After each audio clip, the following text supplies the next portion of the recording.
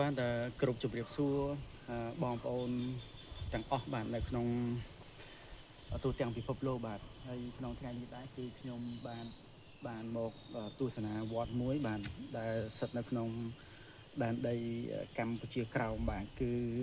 នៅជាប់ព្រំដែនយើងទេបាទបើយើងរត់ពីខេត្តកពតកំពង់ត្រាច់ហើយឆ្លងមក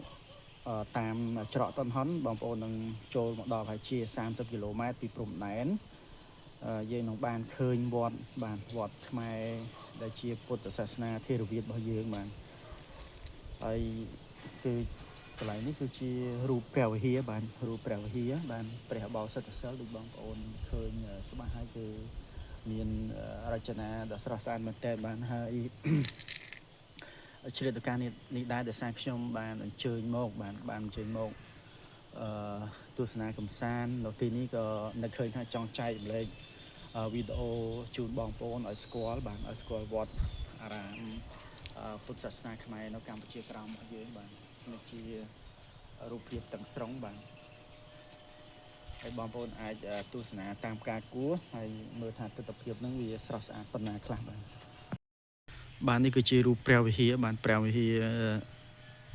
ក្នុងវត្តបាទនេះបាទឃើញស្រស់ស្អាតមែនតើបាទ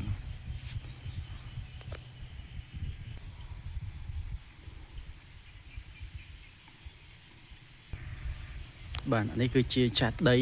ដាក់នៅអធិធាតុពុទ្ធបរិស័ទខ្មែរយើងដែលបានចែកឋានទៅលោកខាងមុខហើយបាទគឺនៅក្នុងកម្ពុជាក្រោមគឺតែងតែយកមកបញ្ចុះនៅក្នុងវត្តបាទជាធាតុមួយចានតាទូទៅបាទហើយកន្លែងនេះគឺជាខាងមុខព្រះវិហារបាទ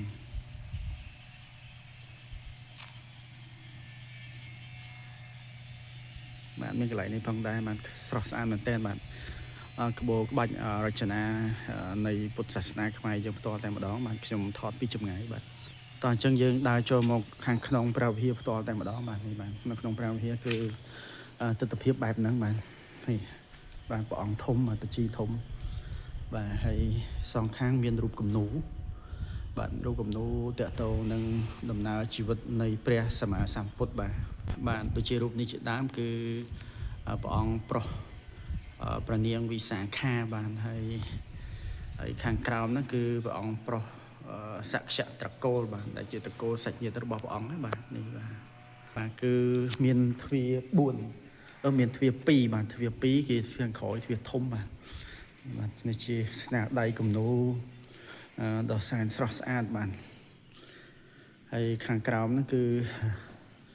ញាតិញោមពុទ្ធបរិស័ទដែលគាត់មានសទ្ធាជ្រះថ្លាគាត់ឧបត្ថម្ភមកចឹងណាបាទ